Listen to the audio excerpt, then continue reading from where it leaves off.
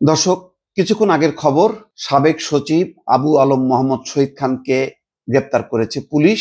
অন্য একটি টেলিভিশনের খবর হচ্ছে তাকে ডিবি পুলিশ আটক করেছে রমনা এলাকা থেকে।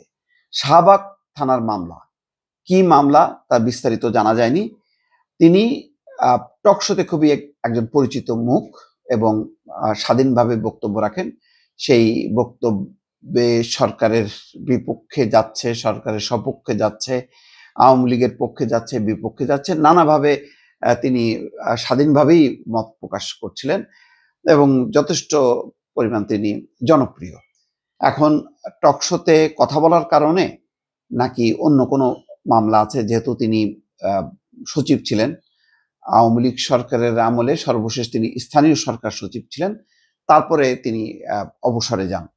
এখন সেই সংক্রান্ত কোনো মামলা আছে নাকি কথা বলার কারণে তাকে আটক করা হলো, তার বিস্তারিত জানা যায়নি। দর্শক, নিশ্চয়ই এটা একটা উদ্বেগ ছড়াচ্ছে।